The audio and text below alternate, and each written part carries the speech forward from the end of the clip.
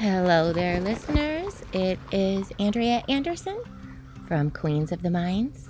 Me and this noisy crow that is in my backyard who won't leave me alone. Here to tell you we are taking a small break from our regular programming to bring you a hint of something new to come.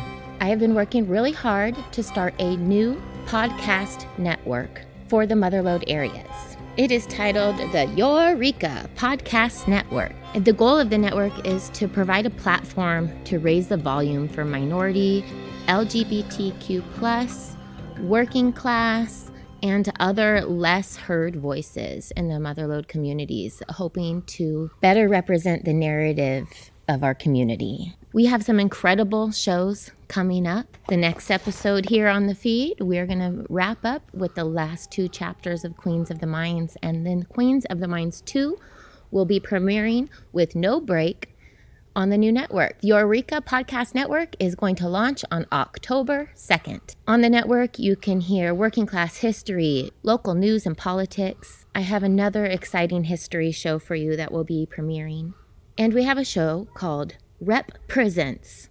And REP is REP, the Rural Equality Project. Today you're going to hear Jaron Brandon, who's running for supervisor in District 5 in Tuolumne County. And he's talking with one of the Rep Presents hosts, Tom Taylor. Tom Taylor talks to Jaron about COVID-19 in the Motherlode, the BLM movement, the upcoming election, and more. So tune in, listen to what Jaron has to say, because it is so valuable and frankly, very inspiring to hear we have someone like this working to make a change in our community. And look for the Eureka Podcast Network, October 2nd, launching with Queens of the Mines 2, Rep Presents Podcast, Not Passing, Stories of Trans Experience in the Motherlode, and many, many more. If you would like to help with the production by donating to the Eureka Podcast Network, you can send a donation to @Queens of the Mines via Venmo or use the donate button on our website. Okay, to the interview. We're going to just dive right into the conversation with Jaron Brandon and Tom Taylor. Take it away, boys.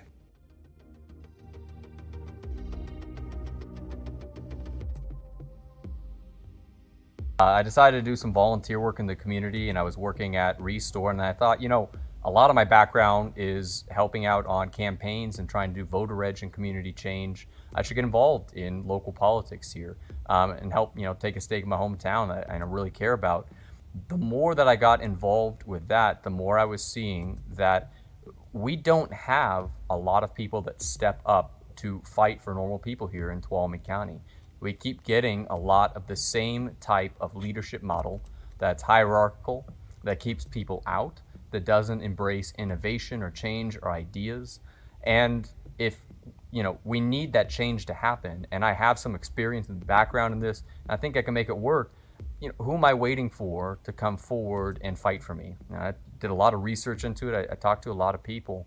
This is something that's really important. And you can imagine that stepping into what ended up so far being a 17-month, unpaid, relatively full-time commitment for a job that pays half of what I would have been making at the job in the Bay.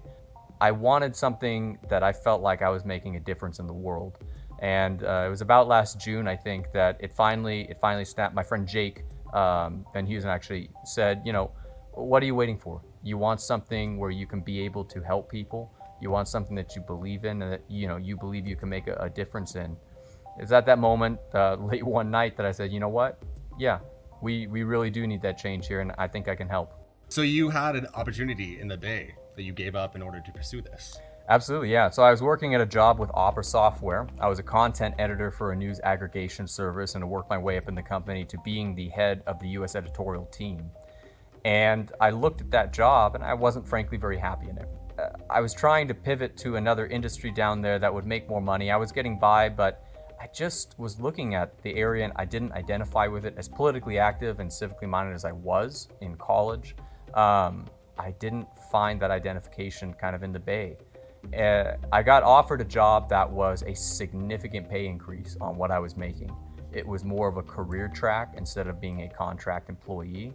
It was everything that I was looking for. And at the same time, my heartbeat didn't go up. I wasn't excited that I got what I was looking for. It was a technical recruiting job, and that it in no way gave me any motivation was just a sign. And it was just like a lightning strike. I'm like, wow, I've got to get on a different path, because I could work in a job like that for 20 or 30 years, and some people can, and that's fine. That's what they wanted. I will look back on that as I'm driving maybe a nicer car or having a better apartment or whatever it is, and say, I wasted what could have been time actually doing something I believe in, making a difference, something that is a passion for me. And within a couple months of that, I moved out of the Bay. I moved back home. I didn't necessarily have a plan. I just wanted to be able to, I think, help people. What do you see as the primary issues facing District 5? District 5 in particular for the county, for the listeners of the podcast, it's Columbia, Jamestown. It's west of the city of Sonora. It's a very historical area. We have a very long history, and yet it's, for being such, I think, vibrant communities, it's a very big, as I mentioned, our historic towns and a lot of ranching in that. It's an area that also struggles with extreme poverty. It's an area that I have seen really be left out of county discussions. Jamestown has been an area, is about half the district, a place where a lot of working families are, a lot of people live in the apartments, don't really have a voice, and are frankly, they're made fun of online. It's a butt of a joke. And that has, I think, come down from the example set by leadership. They don't listen.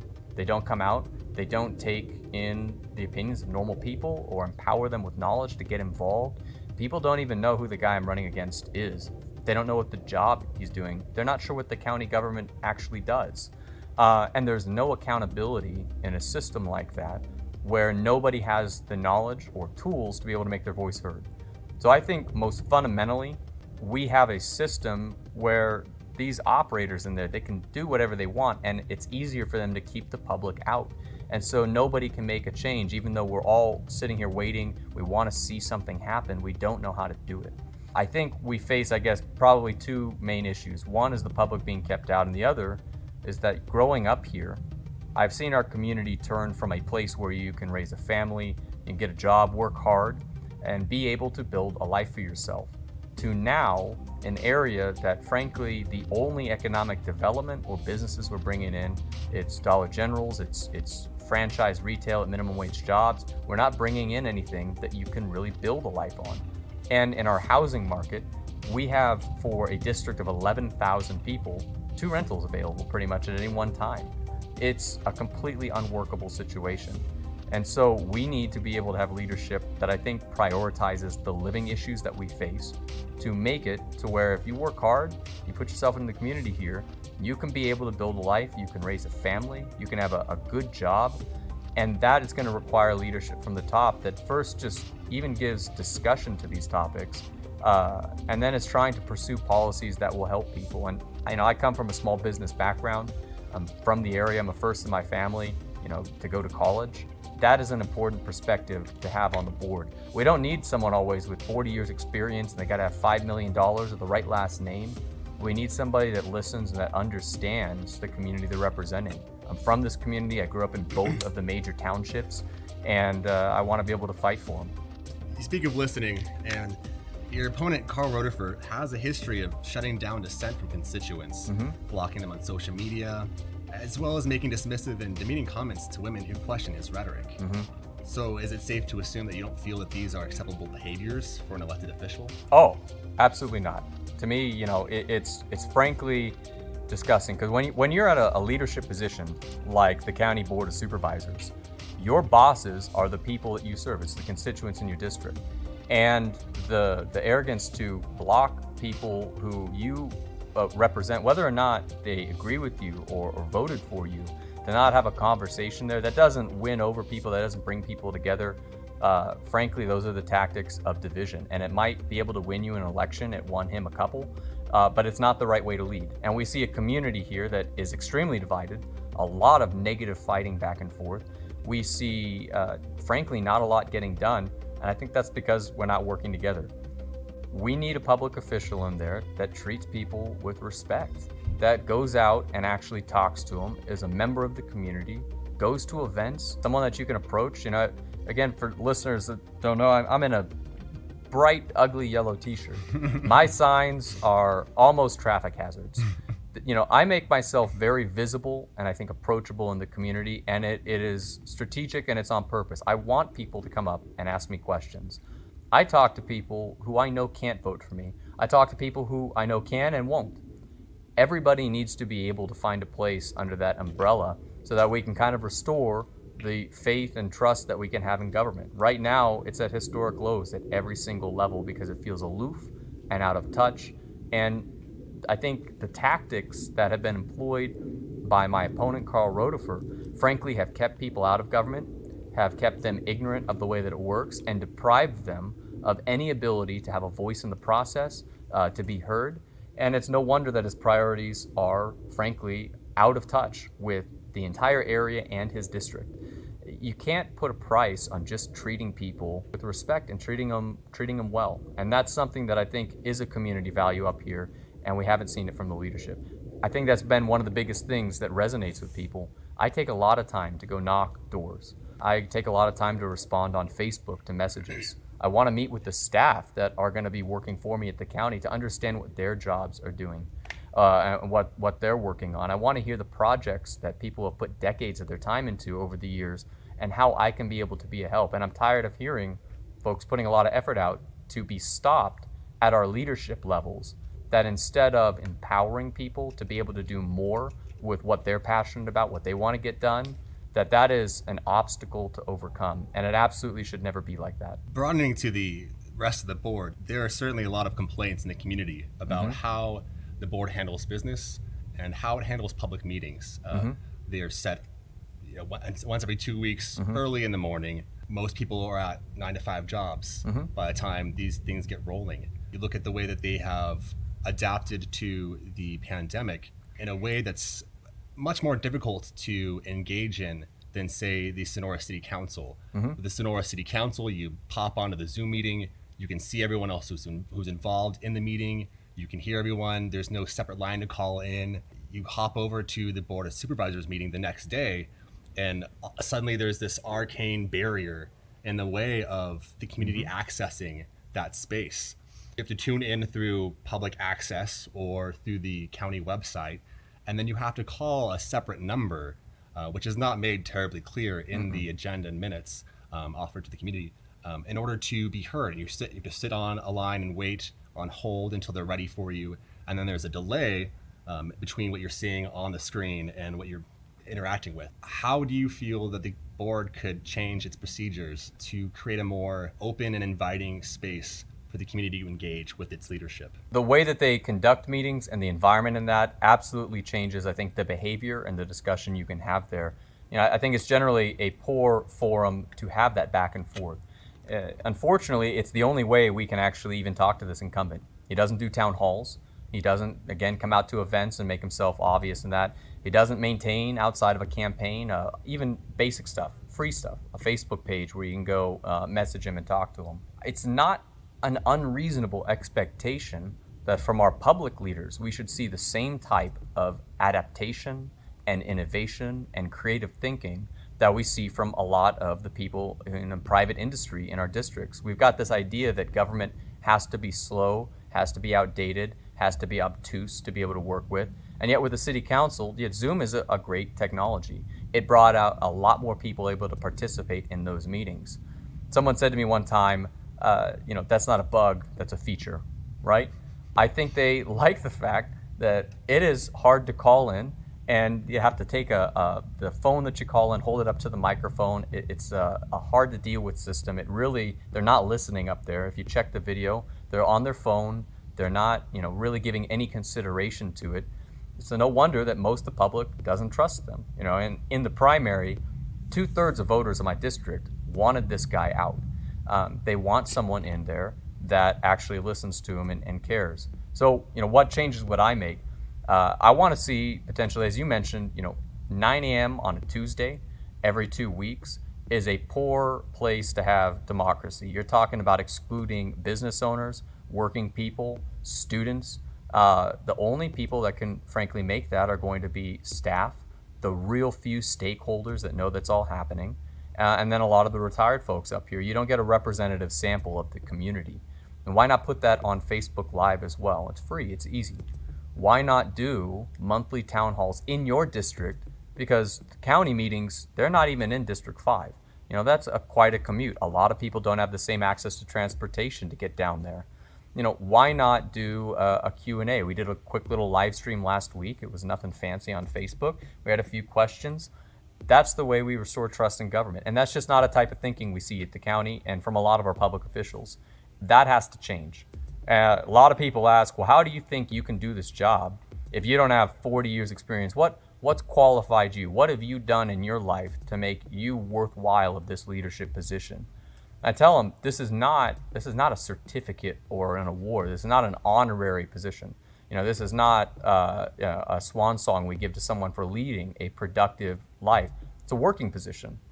This is something that we do for people so that we trust them to be able to make good decisions for us, to be able to make changes and set a vision for our community, to get people together, to build coalitions. It's a work position. And we have had people in there that think they are owed the honor of being in there for the fact that they are rich or successful or powerful, and not because they're actually doing anything.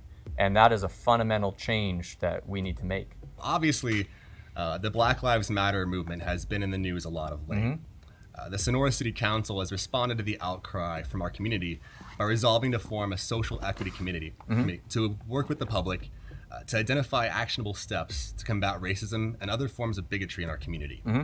If elected, would you push your fellow supervisors to undertake a similar effort? I think that's a great idea. So when the Black Lives Matter protest came to Tuolumne County, if you know me and you know my campaign, I'm focused locally. There's a lot of national issues, and I've always felt there was a skew that we have so many passionate people here, but 90% of all that energy and effort is put into presidential politics, congressional politics, national things. And it's not to say it's not important to keep up on it, to be involved in that, but we live in a blue state, and we are in a red area. And both of those are very likely unchanged in the near term based on anyone's discussion in a Facebook forum. But at the local level, on local issues, we can make a huge difference. BLM, I think, is an issue and a reckoning for the entire country that we are finding in every community. There is something that can be resonated with. And I know, talking door to door, you get a lot of diverse perspectives.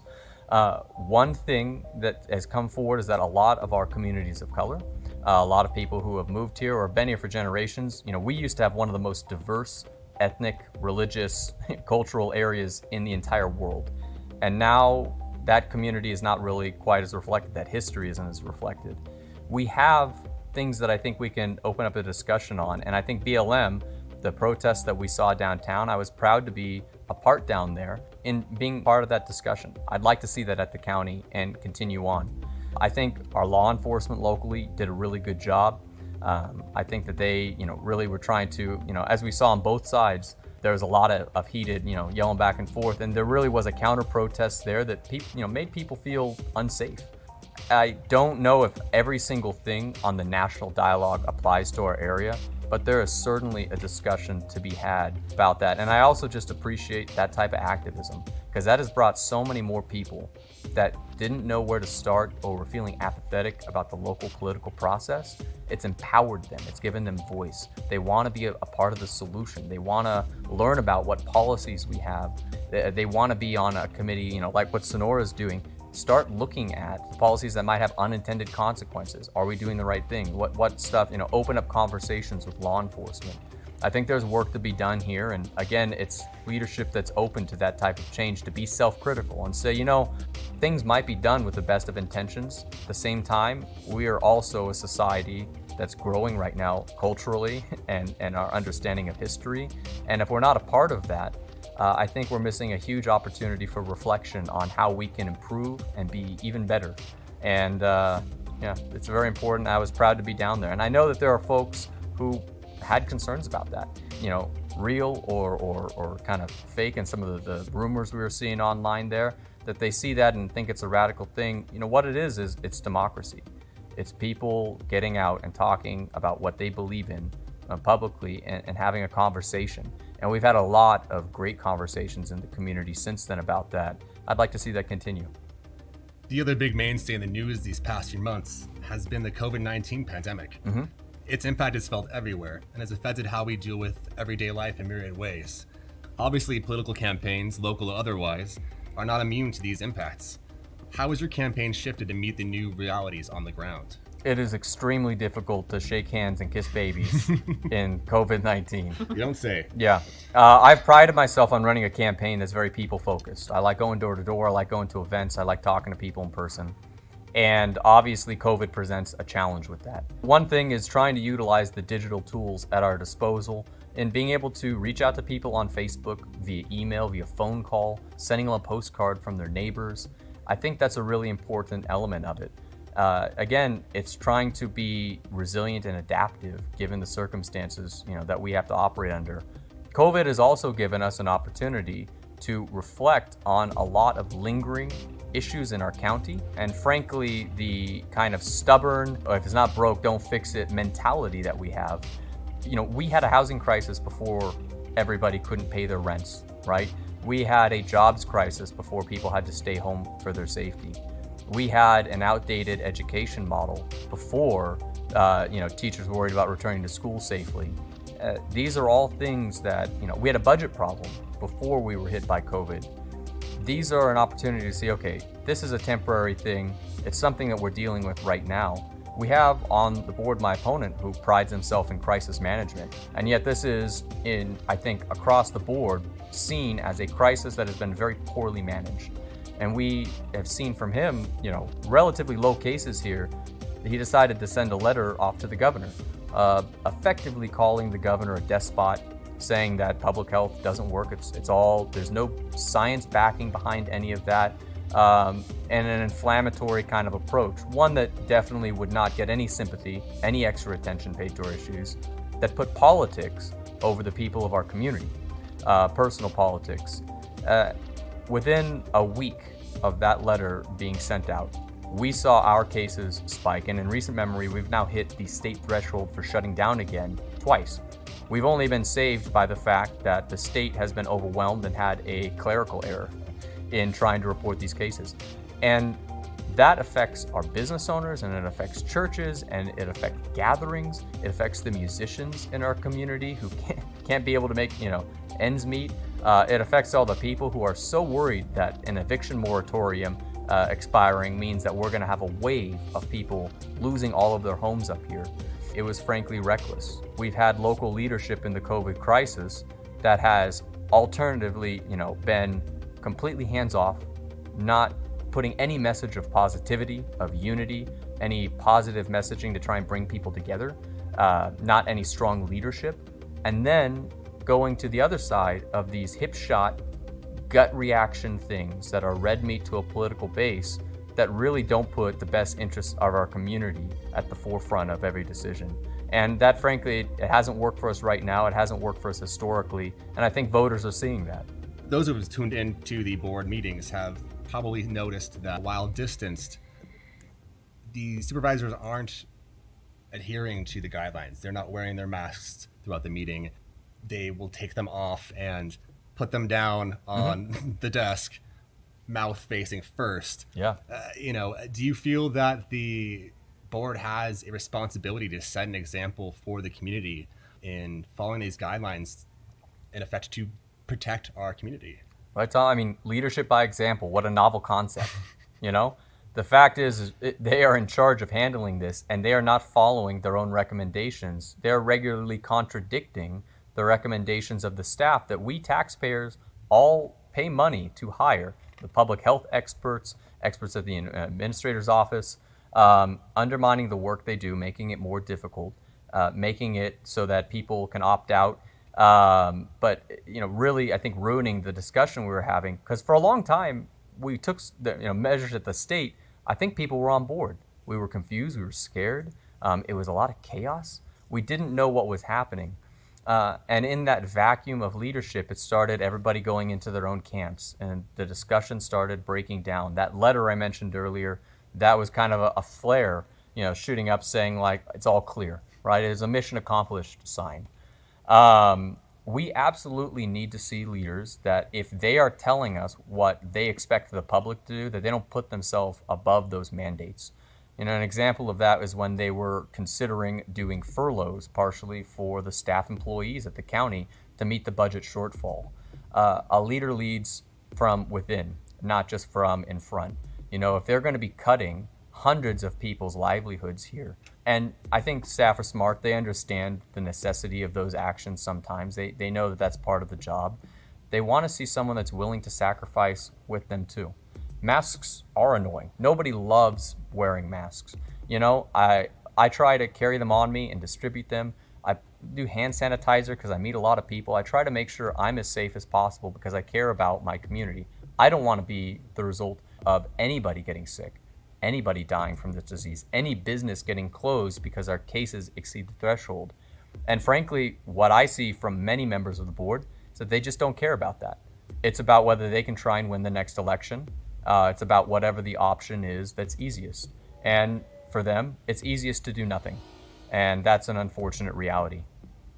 Instead of working to actually enforce the guidelines, the county recently established a education department within the Department of Public Health, tasked with educating, quote unquote, the business owners in the community about the guidelines and helping them to come into compliance with those guidelines. Shortly thereafter, Supervisor Anaya Kirk authored a blog and spoke to it again at the subsequent board meeting, complaining about citizens calling in to the public health department to inform them of failure or outright refusal to follow the guidelines.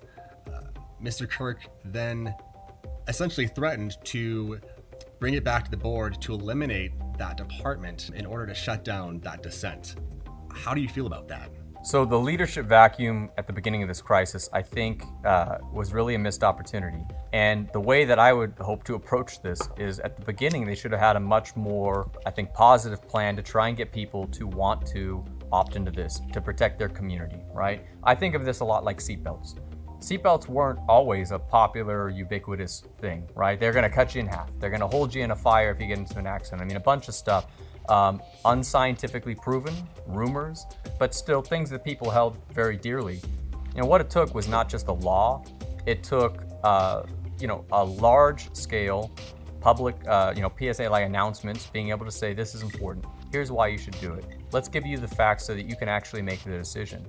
And the situation we're faced with right now is we've had such a long time with almost no voice locally, and at the state and federal level, conflicting messaging on what we should do, that a lot of people who I think actually would not have minded wearing a mask and hand sanitizer, adjusting their business. We now have $2,000 available for PPE in a state grant fund, to be able to retrofit your business, compensate you for those receipts.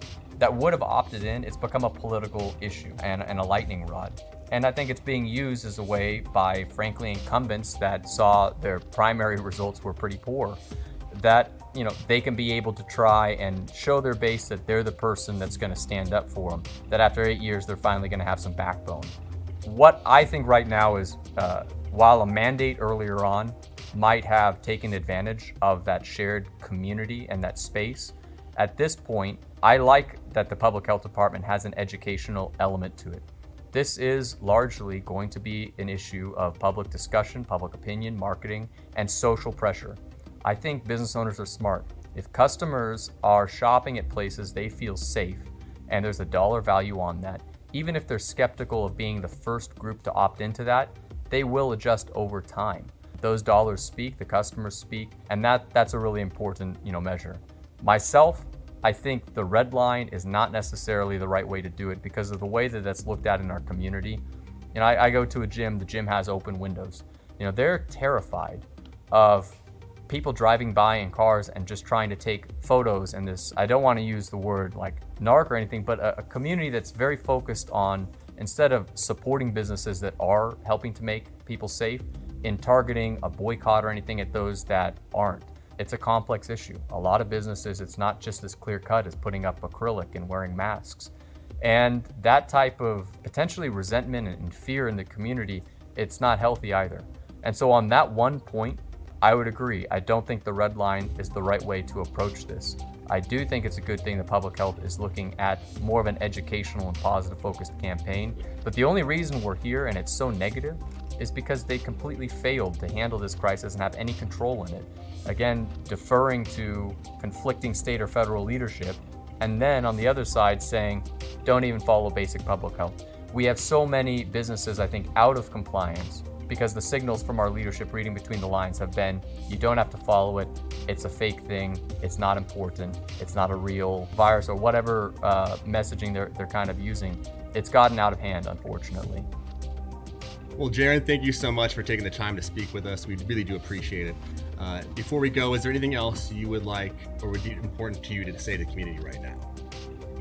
What I would say, and a message to leave with, is don't buy into the narrative that whatever you do, whatever you say, you are not powerful and you can't make a difference. If anything, this campaign represents that a person in the community who, frankly, nobody knew who I was, not that many people a year ago, that has commitment, that has some ideas, that wants to make a difference, you can make a huge difference. Spend your time locally. Work on a local campaign, get involved, attend meetings, ask questions, and that's the only way we're going to get things back on track. I think we see nationally there's going to be a reckoning on, frankly, what has kind of become, and I see this a lot, I think, with both parties. It's not a partisan issue. It's the fact that we have very out-of-touch leadership that doesn't spend enough time with regular people and trying to fight for the issues that are important to us. And nobody is going to stand up for you if you're not willing to stand up for yourself. You can't rely on another person to fight that battle. So please get involved, register to vote, make sure that you're a part of that conversation and that you're being heard. And if we get more people involved, we get that civic vibrancy in our community, I think we'll be amazed about what we can be able to achieve, about the community that we'll have, and about how much more empowered we feel compared to a lot of the time right now, feeling like, again, we're just waiting for something to happen. You can make that happen. So if you ever have any questions, you can reach out. I have a Facebook profile. It's at facebook.com/togetherwithjaron. You can send me an email at jaronfor5@gmail.com. That's JARONFOR and the number 5.com. And we're always needing volunteers, folks willing to help register voters, make phone calls. Donations are certainly appreciated. And I absolutely invite you, ask me questions. Let me know what you think. If you have ideas for our community, I'm here. I want to be able to hear them and be able to help you achieve what you want to see. Thanks again, Jaron. Thank you, Tom.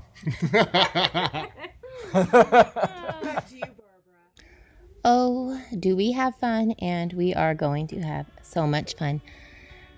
That was your sneak peek of Rep Presents. And tune in October 2nd. The new Eureka Podcast Network is launching with a handful of amazing shows right out of the motherlode.